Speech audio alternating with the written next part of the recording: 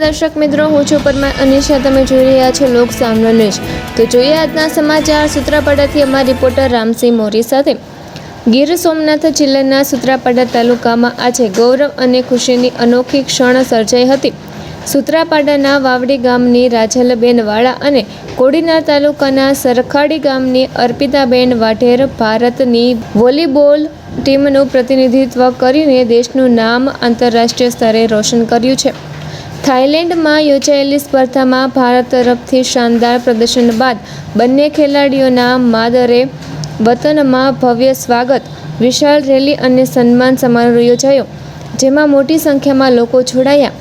ભારતીય વોલીબોલ ટીમના કેપ્ટન તરીકે રાજલબેન વાળા અને ખેલાડી અર્પિતાબેન વાઢેર થાઇલેન્ડમાં યોજાયેલી આંતરરાષ્ટ્રીય સ્પર્ધામાં દેશનું પ્રતિનિધિત્વ કર્યું હતું. તેમના વતન પરત ફરતા સૂત્રાપાડા તાલુકાના વાવડી ગામ અને કોડીનાર તાલુકાના સરખાડી ગામમાં ભવ્ય રેલીનું આયોજન કરવામાં આવ્યું હતું.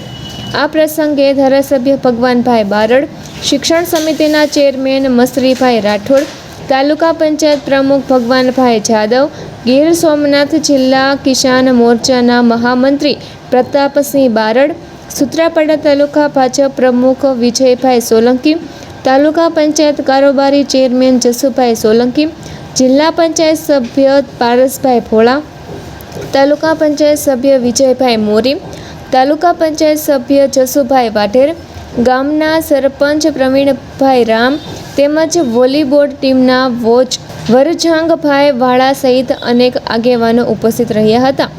બંને ખેલાડીઓનું છાલ ઓઢાડી, ફૂલહાર પહેરાવી અને સન્માનપત્ર અર્પણ કરીને સન્માન કરવામાં આવ્યું હતું. આજુબાજુના ગામોમાંથી મોટી સંખ્યામાં યુવાનો, વડીલો, કાર્યકરો અને ગ્રામજનોએ હાજરી આપી બંને દીકરીઓને શુભેચ્છાઓ પાઠવી હતી. સમગ્ર વિસ્તાર ગૌરવની લાગણીથી ઝળહળી ઉઠ્યો હતો અને ખેલ ક્ષેત્રે આગળ વધવા માટે યુવાનોને પ્રેરણારૂપ સંદેશ પણ આપવામાં આવ્યો હતો. તો ફરી મળીશું એક નવા સમાચાર સાથે. ત્યાં સુધી જોતા રહો લોક સામનો ન્યૂઝ.